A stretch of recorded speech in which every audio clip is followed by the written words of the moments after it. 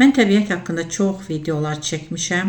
Hətta yaxınlıqdakı zibilliklərin təmizlənməsi məsələsini də qaldırdım. Mən harda oluramsa, ora nələrəsə qatmağa çalışmışam, oranın haqqını verməyə çalışmışam.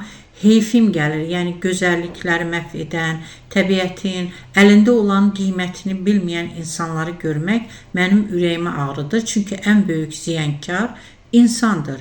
Hətta bir ara göstərmişdim ki, zibili neynirəm, yandırasını yandırıram.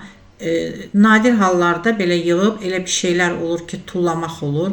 Elə butulka, banka var ki, onları da yuyub, aparıb bazarda, məsələn, qadınlara verirəm, hansı ki, müxtəlif şeylər satırlar, banka, butulka lazım olur. Ancaq ayda bir dəfə olur, bir kulok ya olar ya olmaz, onu da şəhərə aparıb zibil qutusuna atıram. Bir o qabıqlar, müxtəlif çürüyəs şeylər var idi. Əvvəl aparıb bir kola zada atardım, elə bir yerə.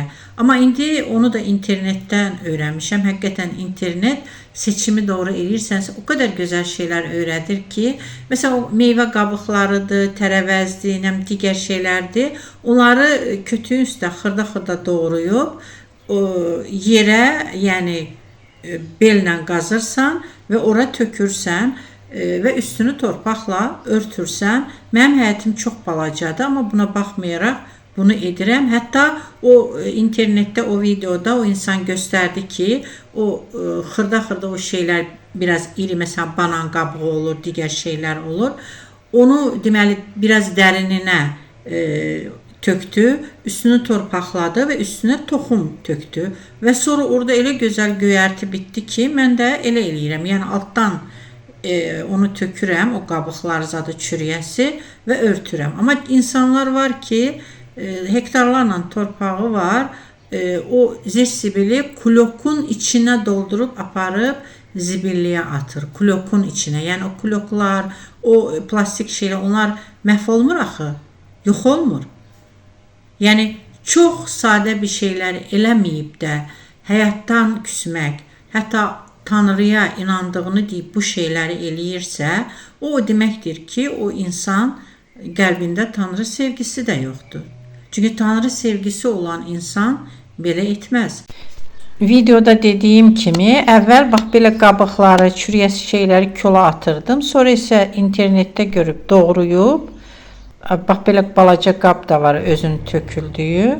Sonra gəlib belə hardasa torpağı qazıb, onun altına elə bir ki tökürəm və üstünü örtürəm. Burada artıq mən keşniş və şüyüd əkirəm deyib, biraz dərini eləyib, üstünü örtürəm. Sonra elə o yerdə, bax belə barmaqlarını biraz cızlar eləyib, keşniş və şüyüd toxumu səpirəm və beləliklə, yəni o cür qalıqları da hara gəldi? Ağaçların dibinə də, yəni kübrə kimi istifadə etmək olur. Bu isə eyni qaydada daha əvvəl əkdiyim keşniş və şüyüddür. Elə bir ki, bu vəziyyətdə olanda ikincisini əkirəm ki, bu qocalana yaxud qurtarana yaxın ikincisi də gəlib yetişsin. İnanın ki, torpaq daş kimi bərkdir, amma həmişə mənə zor olan düşür və su səpəni də aldım. Möcüzələrsə harda yaranır? Ən zor yerlərdə. İki cür yaşaya bilərsən, möcüzələrə inanaraq və inanmayaraq. Seçim yenə sənin.